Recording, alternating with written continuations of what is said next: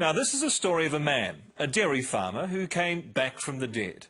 Doctors were all set to turn off his life support, but his family refused to give up. They demanded the hospital try high doses of vitamin C. Well, as Melanie Reid will show you, it turned into a fight. The specialists didn't believe such a treatment would work, but, well, suffice to say, the farmer is no longer on death's door, and his family claim he's living proof.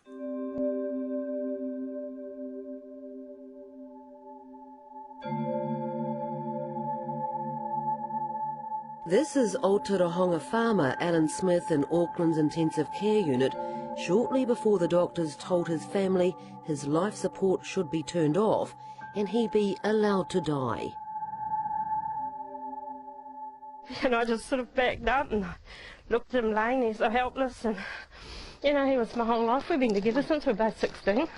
On the Smiths' Aotearoa farm, Alan's wife Sonia and son Shane remember when they were told it was all over. I was, you know, speechless. I mean, it was like, your dad's the sort of person that you could always rely on him to be there to help you, and it was like, shit. Childhood sweethearts Sonia and Alan were married when they were both 17. They have 3 sons. Their 9th grandchild was on the way when Alan got a severe case of swine flu. He was always there to help us with anything. And it was just, yeah, I mean, what were we going to do? And he wasn't very old, eh? No, only 56.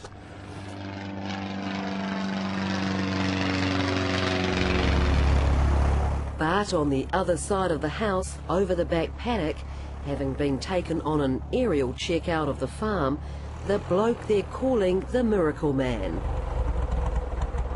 Looking anything but dead.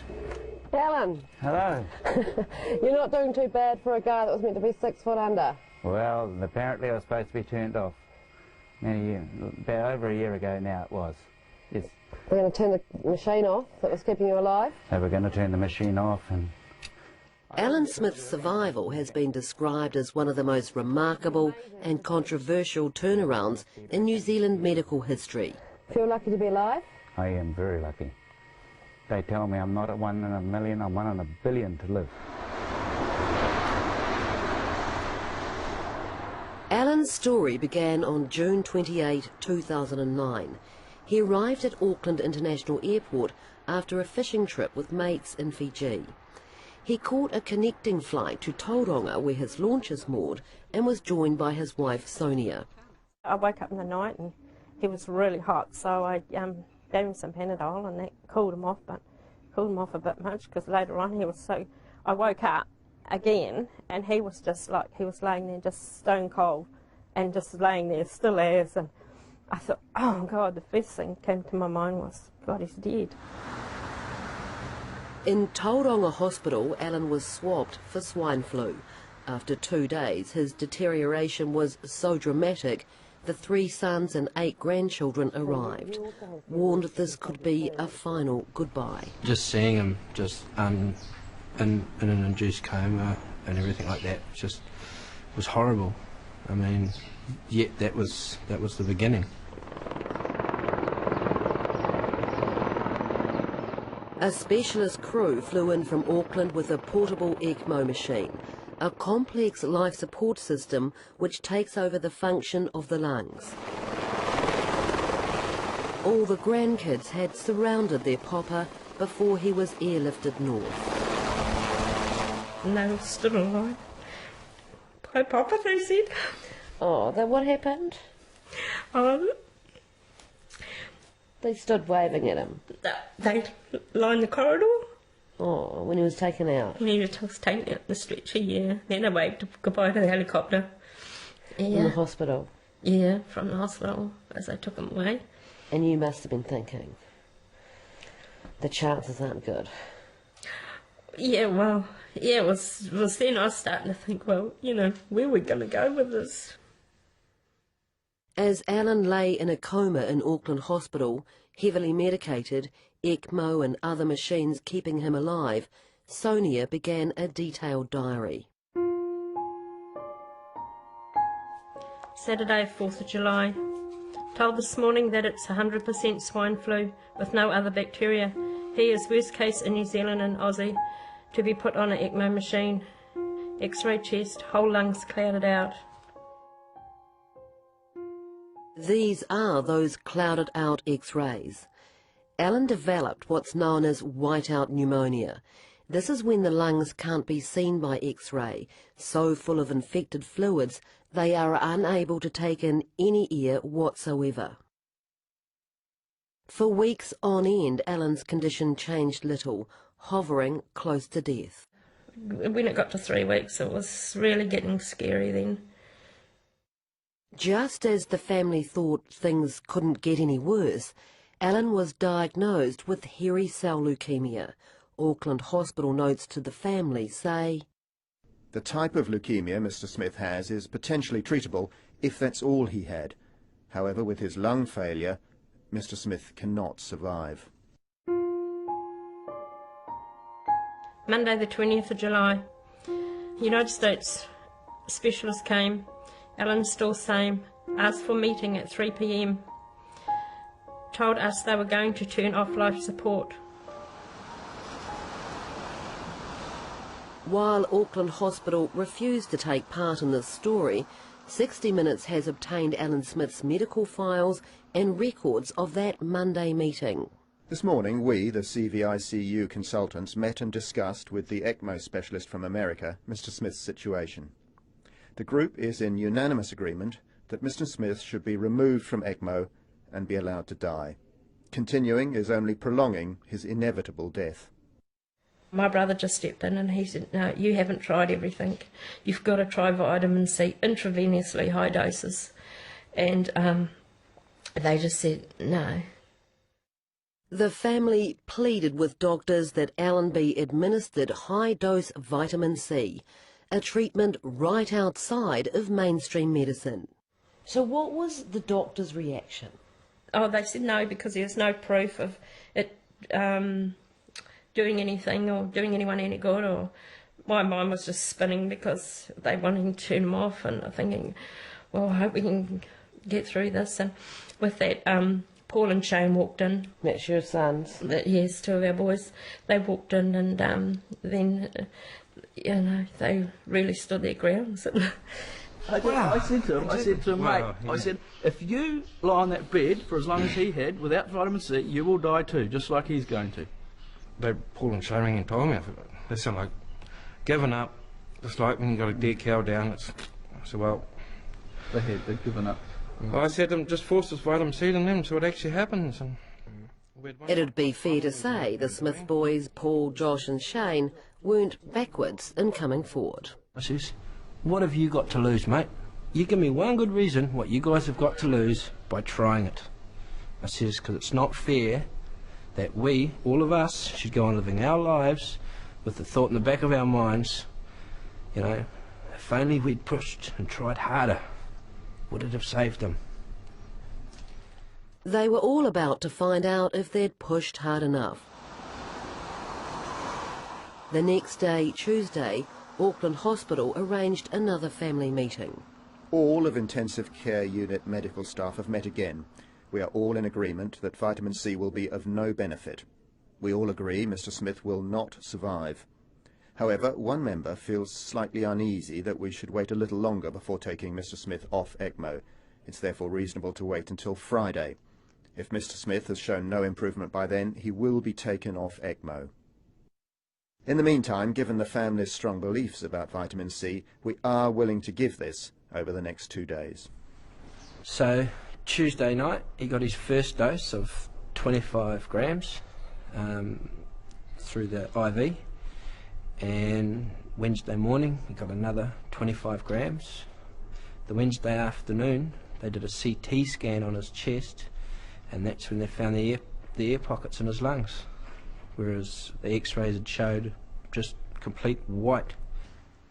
So Alan's x-rays, before high-dose intravenous vitamin C, so full of infected fluid the lungs can't be seen. This X-ray taken after 2 days of high-dose vitamin C treatment. The lungs dramatically improved and readily visible. By D-Day, the Friday when Alan Smith was destined to die, when the ECMO life support was to be withdrawn, turned out to be the day Alan Smith was destined to, well, maybe, survive. Mr. Smith is stable but still critical. He has improved over the last couple of days. Turning Mr. Smith prone has probably made the biggest difference. His chest x-ray is better. They didn't agree or believe that the vitamin C turned him around, because What did they think turned him around? coincidentally, the same time as he started getting his vitamin C, they proned him, which was turning him over onto his stomach. So that's their argument on that's why he got better. So Assume it will be, won't we? my question to that is, why didn't you try that before even suggesting to turn the machine off? So less than a week after the high-dose vitamin C was started, Alan had improved to the point that he could be taken off ECMO life support. Sunday 26th July. Got taken off ECMO this morning today, hooray. Seems funny seeing him breathing again. He is taking a few of his breaths on his own. Then, just as the family felt they could breathe a bit easy themselves, Alan's health started to dive. They would find the vitamin C had been stopped.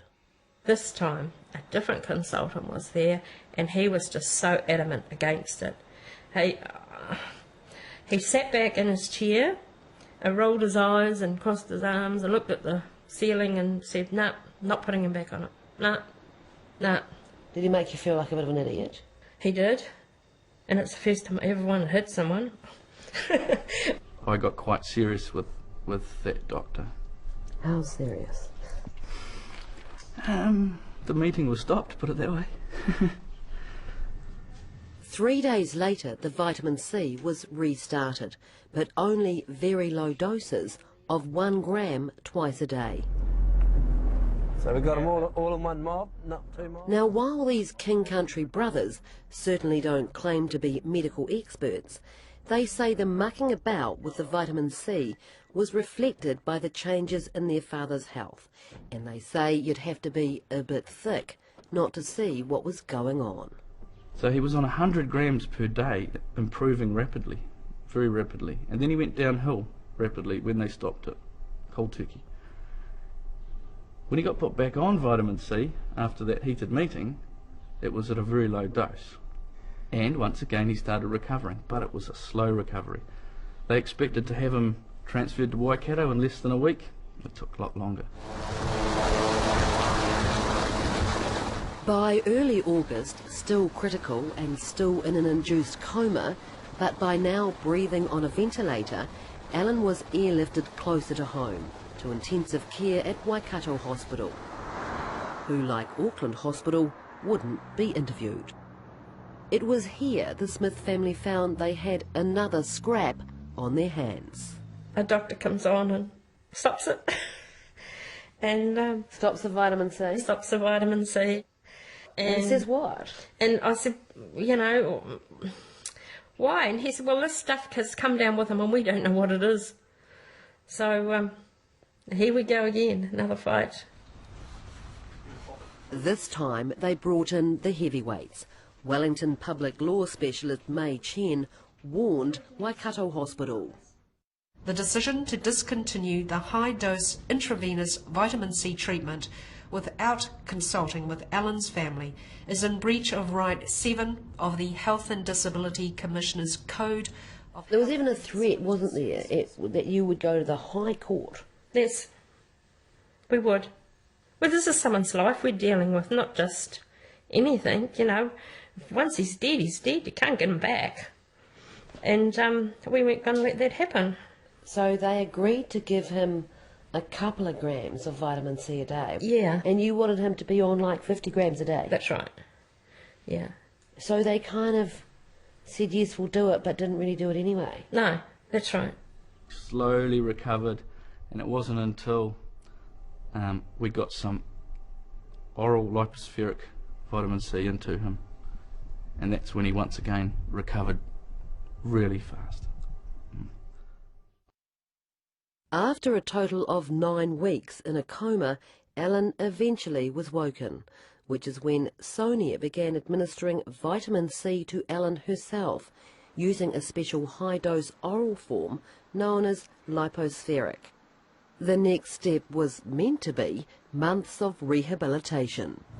Yeah, I was taking 6 grams of that a day, of the lipospheric, and of course, when I had to go to rehab again to learn to walk, I was told I'd be there for 3 months.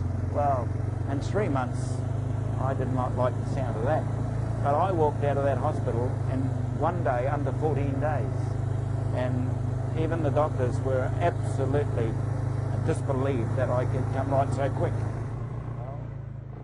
Alan was back on the farm recuperating when his neighbour John came down the road calling out to him. Says to me, "Hey, Smitty, you owe me $15. I said, "What do I owe you $15 for, John?" He said, "I went and got me suit dry cleaned for your funeral, and you bugger, you've come back." Get him behind. Alan Smith's comeback is being talked about around the world, described as little short of miraculous. Alan himself says he's living proof the establishment should be taking high-dose vitamin C seriously, and sooner rather than later. And just a short flight away, his launch in Tauranga. You know, Alan, that there will be many health professionals who say that it is not scientifically possible that your recovery is because of having high doses of intravenous vitamin C. Well, they can say what they like, really, because basically I am alive. I was supposed to be dead. They wanted to turn me off. And here I am, I'm alive. Well done. Yeah.